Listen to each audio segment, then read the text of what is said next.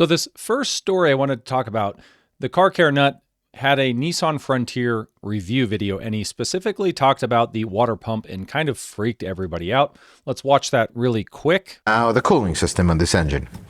And this is where, we got a big problem coming up. This has a very basic cooling system. You have a thermostat, you have a water pump, no fancy valves, nothing. Except, where's my water pump, Nissan? I'm trying to look for it, but it's a little absent. This, ladies and gentlemen, has a chain-driven water pump. That means if your water pump goes out on this engine, it's a massive surgery because you have to pull the whole front of the engine, front cover and everything. That's the first problem. Second problem, which I think is the biggest one, if the water pump decides to leak, depending how it leaks and how bad it leaks, they do have a little weep hole that is programmed into it, so it will leak external. But in most cases, in reality, with the engines that have this style, they'll leak inside, and you'll think you have a blown head gasket because the coolant will just go straight into the oil. That's the problem. Why? Is that what I don't understand? I mean, there is a massive space in front of this engine. So I disagree with him that it's this massive problem, because actually the previous generation 4-liter had this same design. The weep hole does work. Let's go take a peek at the reliability and the NHTSA reports from the last version, the 4-liter, because it was a very similar design, chain-driven. And I did look at the car complaints, NHTSA complaints. I couldn't find any. I was looking for, specifically searching for the word water pump. Couldn't find water pump failures that were, massive complaints. So this is what you will see most of the time. This is coming in from Club Frontier. Guy has 130,000 miles on his 2011 Frontier. He's been thinking about replacing his water pump because, this fear gets instilled in people that, oh no, it's under the cover and it might leak into the oil. And he said the same thing I found with the Frontier and what we've experienced in our family, that searching the forums and YouTube, people are either changing them proactively or doing it in conjunction with the timing chain replacement. So people are getting, 200, 300,000 miles out of these water pumps. And if they do leak, there's the little weep hole on the bottom.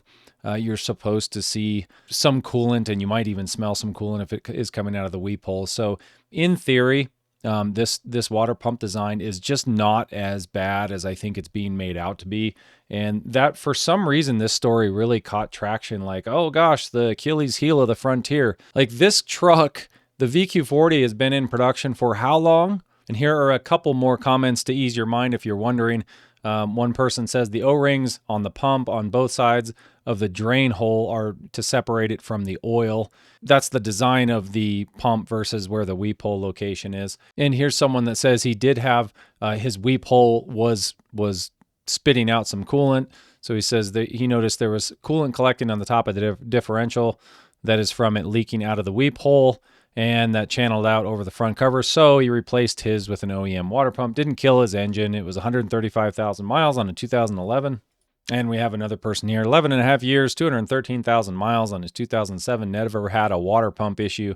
I think that's more commonly what you're going to see. In the Nissans, people would tend to dive into those timing covers to change the tensioners and the guides and put new timing chains in. And when they did that, they would also do the water pump. So yeah, I don't think there's a lot to worry about here. Just my opinion. Now, I would also not say I don't think it's a lifetime part, but most people are getting 200,000 miles out of these water pumps.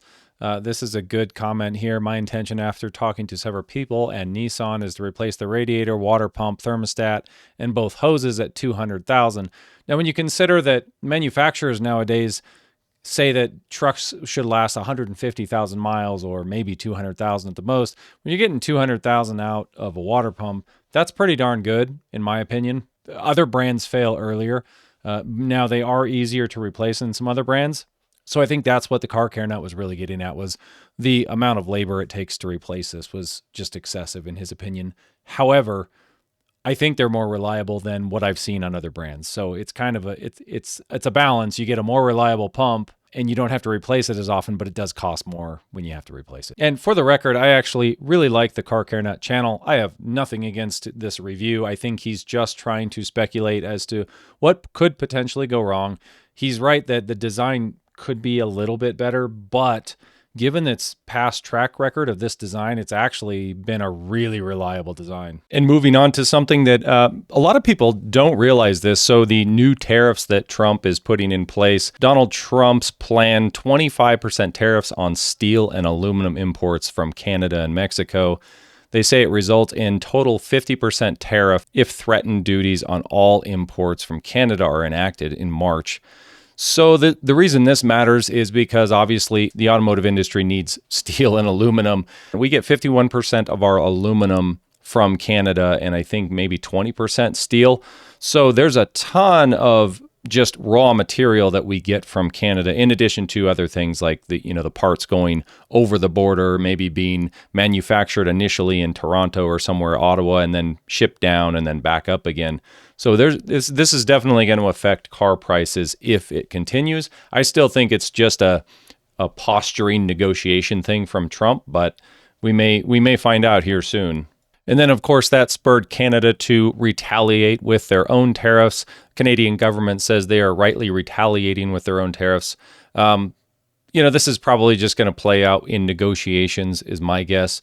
We'll see where it goes. I know this is how Trump plays it. He always plays it this way. But if these tariffs do stay in place, it could end up being a little more costly for the automotive industry. And my guess is there will be a transition period where the steel and aluminum production gets maybe moved back to America. You can look at it both ways, that we're going to eventually bring back more manufacturing in this country and there's going to be short-term pain, or maybe this is just a negotiation play.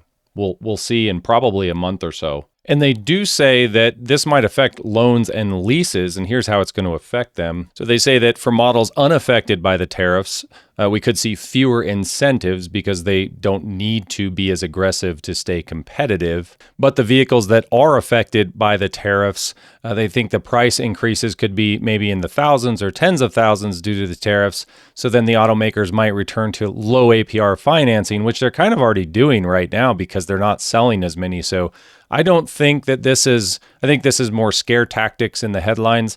I actually think automakers are going to have no choice but to keep the APRs low and the prices down a little bit. They're going to have to cut into their profits and figure out how to move manufacturing back if they hold steady on these tariffs. And the way it affects leasing, they say that the biggest issue will be residual values.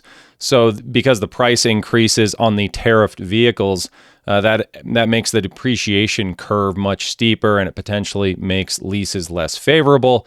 Right now, that's a big part of the automotive industry as well. When they can't get people to get into these high dollar vehicles, financing them or by cash, leasing is very popular, and leasing's also become popular because of the reliability of some of these new vehicles. People are a little afraid to keep them out of warranty, so leasing has been the thing. And why this kind of stinks for used car buyers like me, I'm usually buying used cars. They say that this would in turn increase the value of used vehicles already on the bank's books, reducing the bank's loss exposure if it had to reclaim and sell those models at an auction. But what's going to happen is if new vehicles just become that much more out of reach to more people, and just fewer people are buying them, and they don't actually lower the prices and offer too many more incentives, the used car market isn't going to go down anytime soon, which is a total bummer. And I kind of have a soft spot in my heart for Nissan. I've owned a lot of Nissans through the years, had excellent luck with them. I know some people don't like them. I think they're great. But they named Ivan Espinosa their new CEO. So let's hope that on April 1st and moving forward, Nissan can get their stuff figured out. I really like what they did with the Armada. Man, if they have a reliable turbo platform, hey, maybe they could bring back the Titan and show Toyota how to build a reliable twin turbo platform. Always loved Nissan's powertrains. I thought they were built right. And I think I'm going to do a larger story on this related to Carvana and Carmax and other massive groups. Castle Automotive Group acquired Hyundai dealership in Oak Lawn. There's this growing trend that says dealership buyers such as Car Group, Castle Automotive Group, and Georgica Auto Holdings acquired dealerships in the latest transactions. The batch of the deals closed from August through February across states Texas, Illinois, New York, Massachusetts, Wisconsin, Washington, Pennsylvania, and Vermont. So what's continuing to happen in the auto industry is massive groups like Autonation, Carmax, Carvana, they keep just gobbling up, and you see all this kind of centralizing of power. And I really don't like that. Trust me, you do not want fewer and fewer holders of car inventory. They are going to manipulate car prices like crazy.